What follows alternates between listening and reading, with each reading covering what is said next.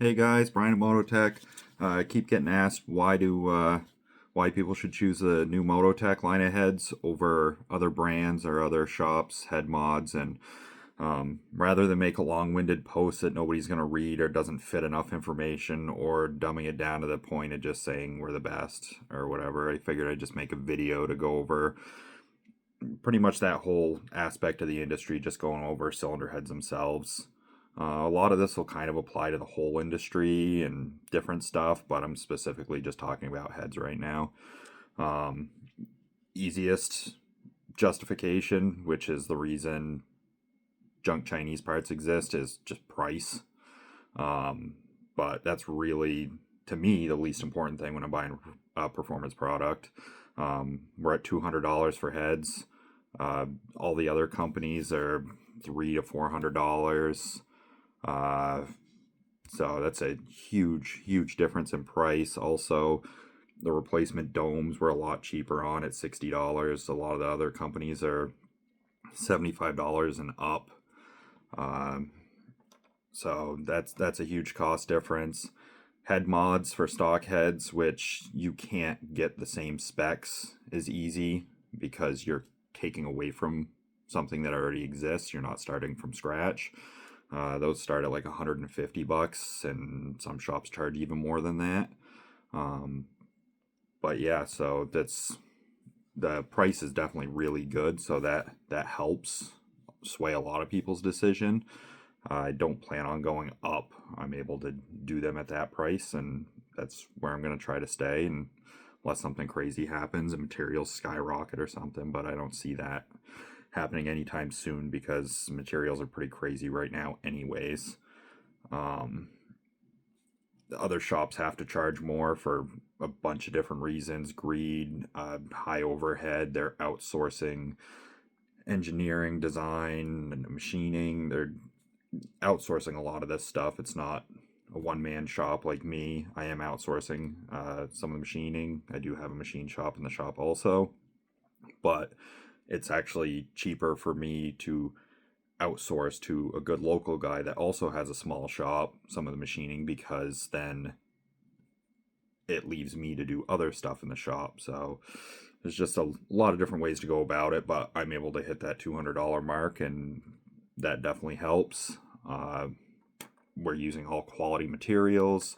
There's no shortcuts. We're not using garbage material. I'm not outsourcing to China. I already got accused of that because I can't be this cheap. Well, the Alibaba heads that are garbage are like $80. So they can do that with slave labor and junk materials.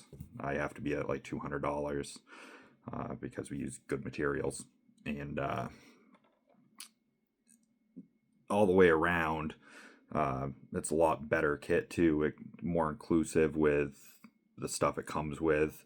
Uh, Something I've always thought heads should come with is a piece of solder. It sucks when a customer buys some aftermarket head and they call up and ask questions and about like checking squish or something, which is what you should do when installing a two-stroke head, and you tell them they got to buy solder.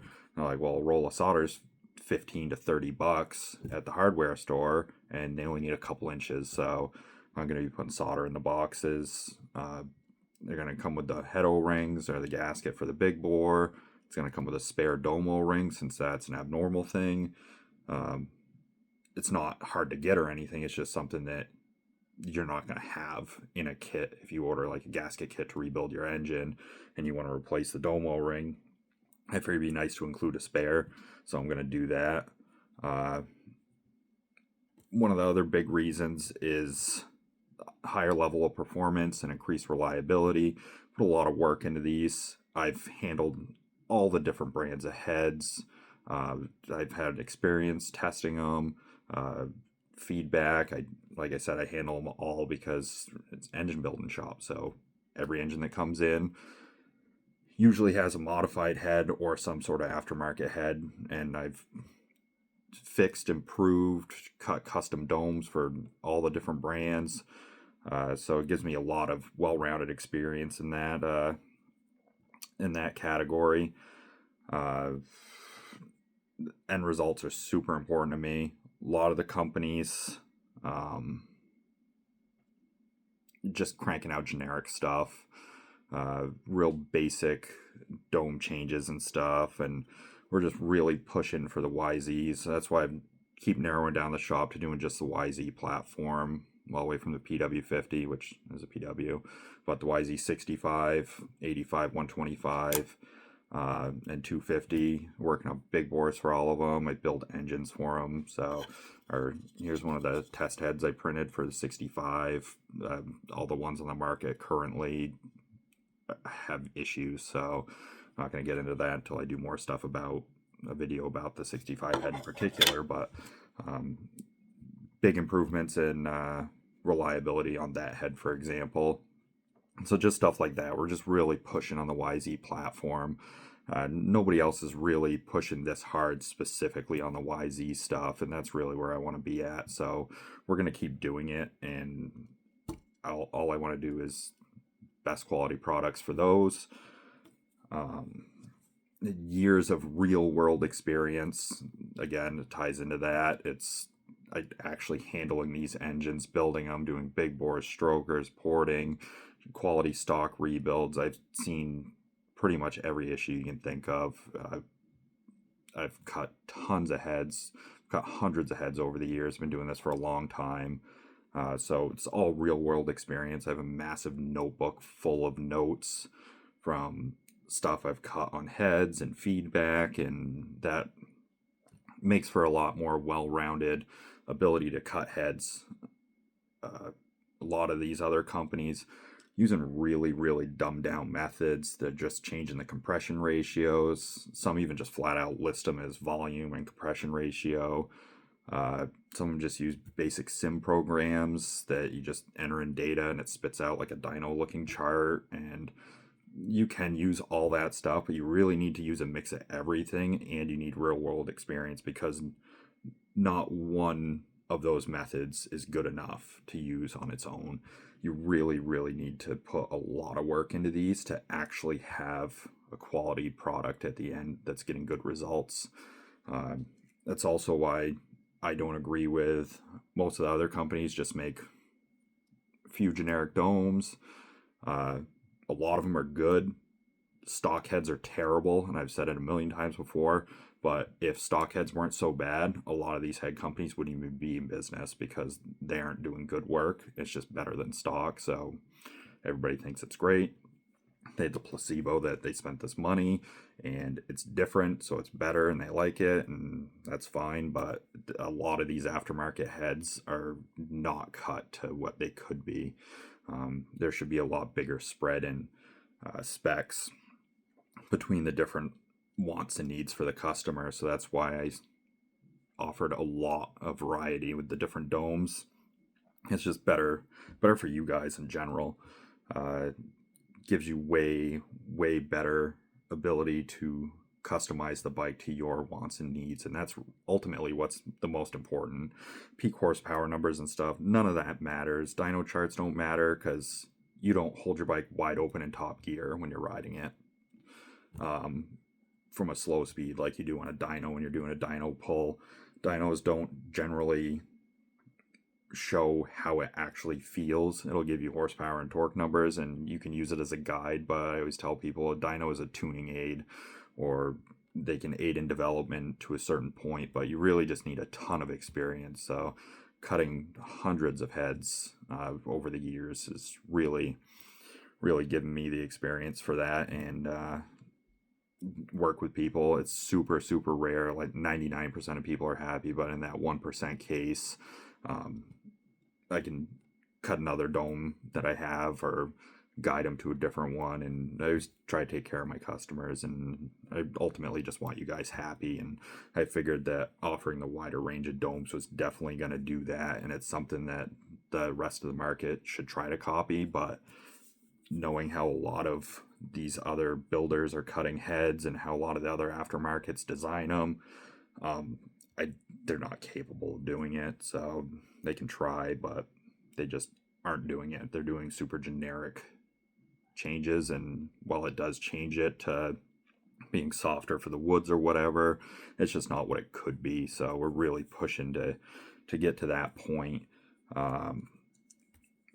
But yeah, that's most of, I think, what I had. A lot of the other heads do have a lot of design flaws. I'm not going to pick on any particular heads or models, but there's ones that domes are too thin or the diameter is not right, too big or small, and they have head O-ring issues or the quality of the materials isn't good enough. And um, just really trying to eliminate those issues. A ton of the aftermarket heads don't have cooling flow passages or routing that I agree with. They could definitely be better. All the coolant comes up the front of the cylinder, and you want to try to draw the coolant around the whole top of the cylinder and across the whole head before it leaves. Uh, a lot of them miss the boat on that, and it just makes for uneven cooling and hurt performance, increased chances of detonation. It's just there's a lot that goes into it, and that's another super important factor that I went over and with all my different head designs. And it's not a cut and dry like, oh, every head needs this. There's certain models that have different requirements. Like you have to be really careful on the 65 and the 85, for example. It only has one radiator, so you want the cooling to be correct. And I've got a couple changes that I made on them that nobody else is doing. And that all just comes with experience. So we're just trying to get you guys the best product possible. A lot of the stuff could be better. It's on the market. 1 second, I'm just looking at my notes here. A